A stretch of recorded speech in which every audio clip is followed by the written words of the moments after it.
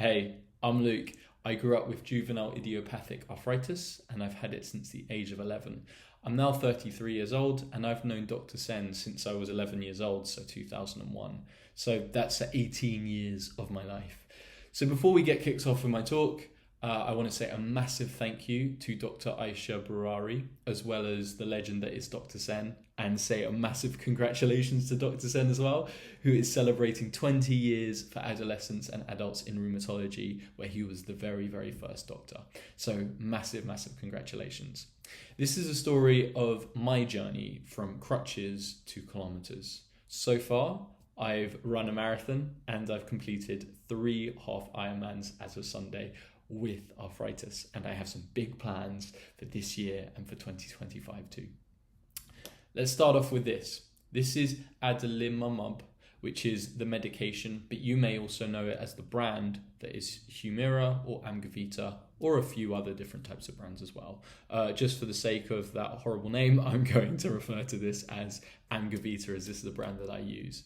So I self-inject myself with this every fortnight. I have for the last 6 years, and it's quite an interesting medication. So it's an immunosuppressant that suppresses my immune system. As I said, I take this every fortnight, coupled with sulfasalazine that I take twice daily. And because I'm on these really strong medications, Dr. Sen's team need to monitor my bloods and my inflammation markers every 3 months. So let's get into my story. Chapter 1, the struggle. So I'm 10 years old. I'm happy as a kid could be, and I'm in the last few months of primary school. Football is my absolute passion, and one day I woke up, my ankle the size of a golf ball. My heel starts hurting as well, and I go to the doctors and it's all undiagnosed. It'll take a few weeks to recover, they said.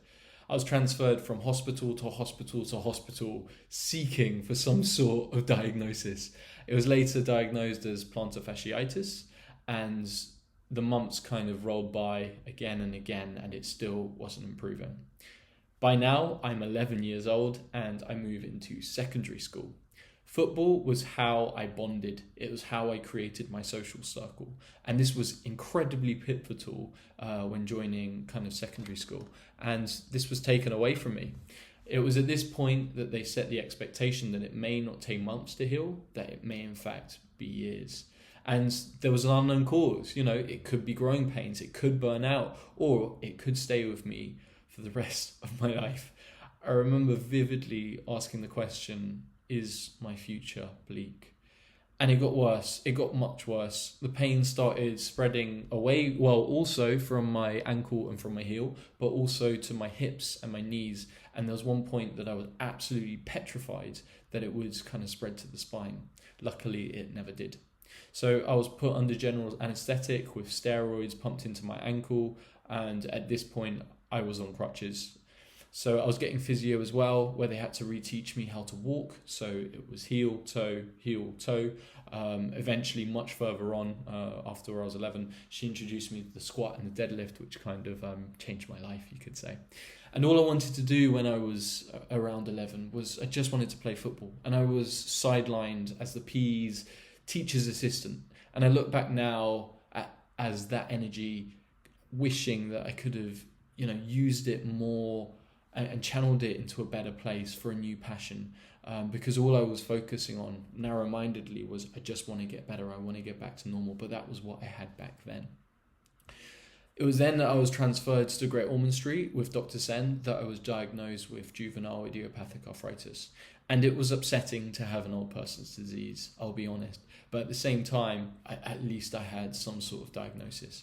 And I had a deep amount of shame about this disease. I didn't want to open up with my friends or my family. I just wanted to sweep it under the rug, get on with it, and just say, yeah, you know what, it will take a few months. And it was a really, really difficult time at high school as well. So I'm 12 now, and I'm put on sulfasalazine and naproxen. And as the years rolled on, 12, 13, 14, it was just an agonizingly slow process. And at this point, I was very, very pessimistic about whether or not this would stay with me for the rest of my life. I was bullied at school as well for it. Kids aren't very forgiving. So, that wasn't fun either.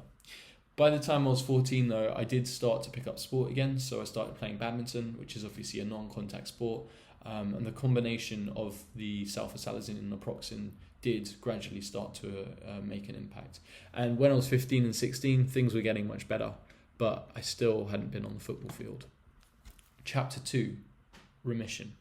I'm 17. I will go into remission. Finally, this is absolutely brilliant. And I start to lead this normal life. At 18, I went to university in Leeds and I could be anyone who I wanted to be. I completely reinvented myself and I started playing football as well. After uni, I picked up strength training, where the physio at West Middlesex planted those seeds, and she basically said, it's a great way to, increase your bone density and a great way to improve your strength as well. And strength training changed me. It evolved into this keystone habit because I was putting hours into the gym. I wanted to maximize my workouts. And it was here where I started focusing on healthy eating, for example. So, I started focusing on chicken breast, getting more fiber and all the hippie woo-woo kind of nutrition stuff like chia seeds and spirulina. Next was the sleep. I really wanted to focus on the sleep. Then came the meditation. Anything at all to max out my workout. I was completely and utterly obsessed. So 18 to 26, everything was really, really great.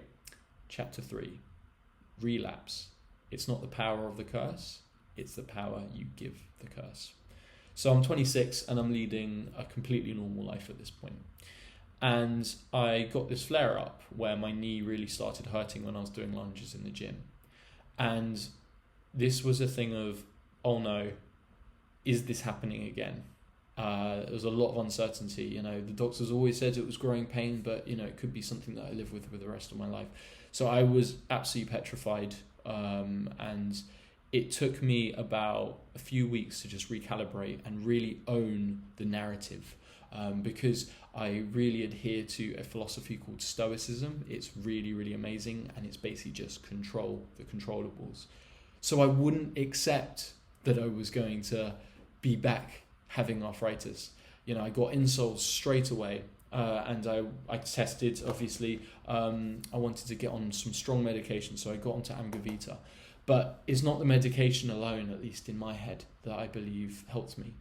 The physio would say, do your stretches 2-3 times a day. I do them 10 times a day. I was focusing on the meditation, on the yoga, on the nutrition, on the sleep, anything that I could do to just get back into the gym. And just because at that point it was part of my routine, it was part of my nature. So I set myself this goal at this point when I was 26, that if I ever get better, what I want to do is I want to run a marathon.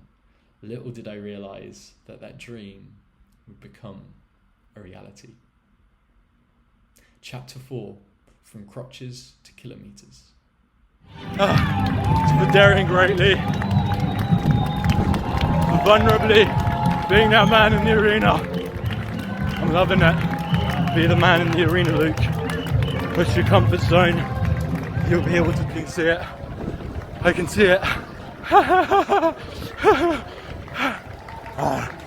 This is for anyone with arthritis.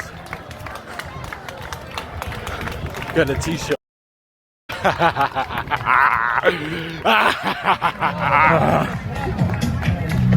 Oh my God. Jesus Christ. Can't believe I did it.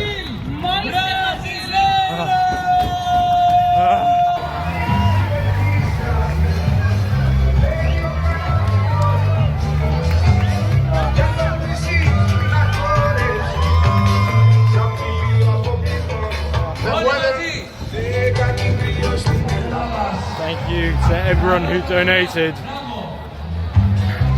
Getting past that 2,000 mark was insane. £2,000. Oh my God, I don't even know the exact amount, but I broke 2.1. Thank you.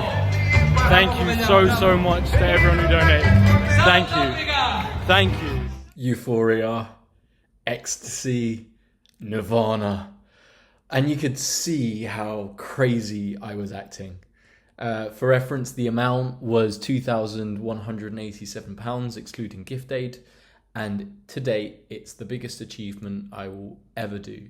Not because of the physical running, but because I was finally open, transparent, and vulnerable about the arthritis when fundraising to everyone I knew. And then, and now, I am proud of who I am and what I've overcome.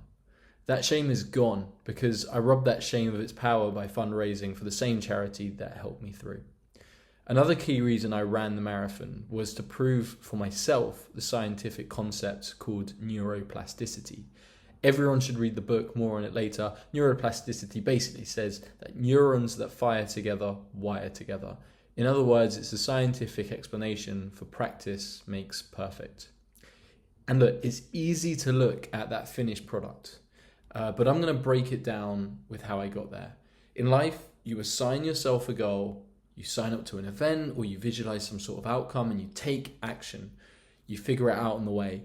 You remain flexible, and then you break it down into smaller chunks. And you can see that from the slide. Initially, the target was a 4-kilometer run. Then, 3 months later, 10 kilometers. Amazing, I did it. 3 months after that, a half marathon, 21 kilometers in Richmond Park. About a month after that, it was a 30 kilometers. And after the 30 kilometers, I wanted more half marathon experience, but my knees started hurting. This is an obstacle, but the obstacle is the way. We grow and adapt to bumps in the road. I pay for a physio who's also a running specialist, and she takes one look at my right ankle and asks if I've had any trauma there. The same ankle I had numerous steroid injections into when I was a kid. These steroid injections weakened the muscles in my foot, the arches, and are why I still use insoles today. It will always be slightly bigger than my left in size. My right ankle meant I was putting too much load onto my left knee, cause and effect down the chain. I have to do toe strengthening exercises to this day to try to get off my insoles, but I'm still not there. Anyway, then came the big day that was the full marathon. Chapter 5. Enjoy the process. Half Ironman. I'm 32 years old and it's 2022. COVID has just happened, where I've been self-injecting myself with medication that suppresses my immune system. I'm in the vulnerable category. I've been offered vaccines way before they were available to my age group.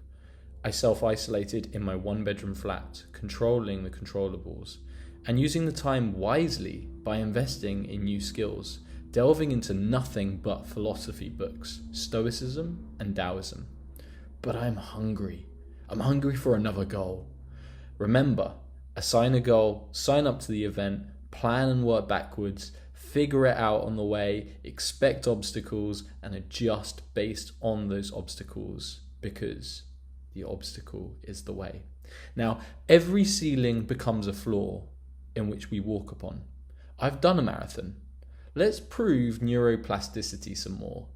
I want to do an Ironman. An Ironman is a 3.9 kilometer swim or 2.4 miles, a 180 kilometer cycle or 112 miles, and a marathon, which is 42 kilometers or 26 miles. So let's break this down. To do an Ironman, I have to do a half Ironman. Okay, goal for 2022. Booked flights and half Ironman. To do a half Ironman, I need a bike. I need to swim. I need to join a club. Done. Bought a bike. Signed up for some swims. Joined a club. Right. To do this half Ironman, well, let's do an Olympic triathlon. Yes! Let's go! Yes! I think this might be me crossing the line. Cool. That went well. Right. Next, I need to learn how to do some open water swimming. I've done swimming as a child, but not as an adult. Right. So, let me sign up for double the distance of a half Ironman swim. This is my swim from Gosport, which is near Portsmouth, England, to Ryde Sands, Isle of Wight. The Solent, a 4.4 kilometre swim, which in a 25 metre pool is 176 lengths. I did it without a wetsuit, which is much harder, and dodging all the jellyfish and boats I possibly can. I raised £1,135 for Aspire, a spinal injury charity. I loved every second. Which led me to this. New obstacle. My hamstring was hurting 2 weeks before the race. The swim, quick, 40 minutes. The bike, quick, 3 hours, 8 minutes. The run, just look how tight and how painful. Look at that face. Well, I blew up on kilometer 1, so I did that in 2 hours and 23 minutes. I'm in so much pain, but I'm relieved. I completed and crossed the finish line in 6 hours and 27 minutes. That half Ironman took so much out of me. It was a huge achievement, and I had to go to much darker places than the marathon. It gave me a humongous confidence boost I needed to pursue the full Ironman. Chapter 6, Becoming an Ironman. That half Ironman gave me a huge boost, but I knew I needed to double my training. Right, let's book a cycling holiday in Tenerife and 2 training camps with my club. More obstacles. Just the difference between them, right? Like, they are horrible. What this is it's anterior uveitis, which is basically the arthritis setting in on my eye, which is absolutely beautiful.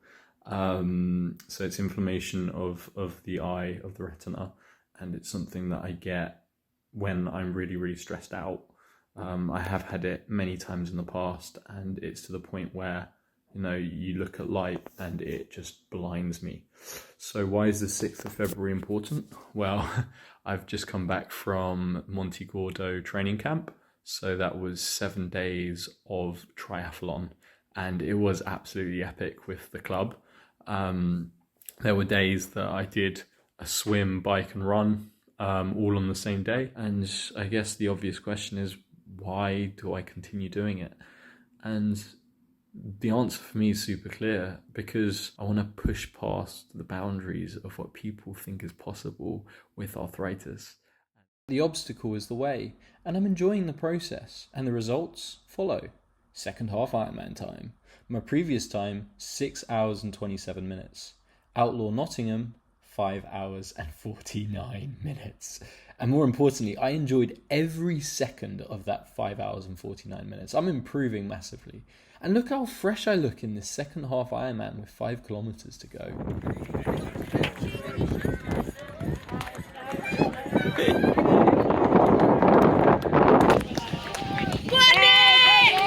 Belfield versus arthritis. From crutches to kilometers, anything is possible. And there's more. Last Sunday, 11th of June 2023, I did my 3rd half Ironman. The previous one in Nottingham was 5 hours 49 minutes. This new one in Warsaw, the half Ironman in Warsaw, 5 hours and 36 minutes. That's 51 minutes quicker than the one in Barcelona, which is absolutely insane. Today's date is the 16th of June 2023. I've not completed the full Ironman yet, but it is scheduled for September 2023, and I'm very much on track. I do super quickly want to share my training and recovery sessions too. I've been working really hard, obviously, on the swim, bike and run, and I do these on average twice a week each. And that's going to be pretty obvious that I'm going to be making lots of volume up on those. So 6 times a week I'm focusing on triathlon. But it's a recovery that isn't so obvious. So my strength training, I do legs once a week. Physio, twice a week. Meditation, every single day, daily. Stretching before and after the bike and the run and the strength sessions. Yoga, twice a week. Abs, twice a week. Breathing in pranayama. The eating healthy, which is really, really important. And I do that as often as I can whenever I have the access to it. So I put it down as 6 times a week, but it's daily if I'm at home. And then the sleep. Getting 8 hours and getting 2 hours of REM sleep is super important too. So these are my 5 pillars for leading a healthy lifestyle. And this is for anyone and everyone, whether or not you have an autoimmune disease or not. Breathing and meditation, helping to calm down your nervous system, is super, super important. Stress management, regulating that cortisol. You know, it's not about the external, it's about the internal. Much easier said than done, and probably the one that I struggle with the most, hence why I get those uveitis flare-ups. Exercise, this can be anything from doing yoga or fast walks all the way to Ironman or even Ultramans.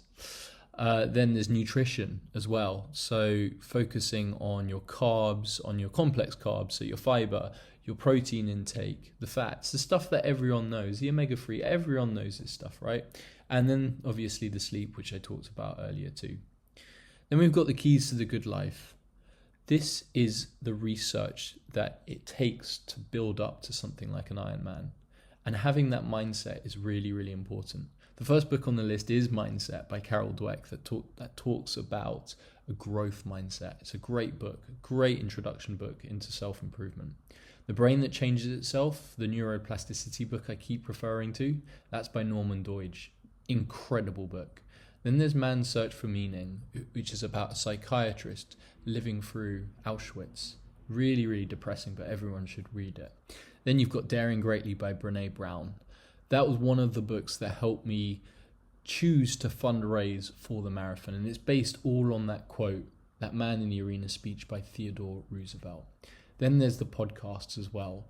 Rich Roll podcasts are absolutely incredible if reading isn't your thing, as is Audible, but podcasts are great. So Rich Roll, there's a guy called Mike Lee, and he has an autoimmune disease, which is a version of arthritis called ankylosing spondylitis, which is what I was really worried about when I was younger, that the arthritis would spread to my spine.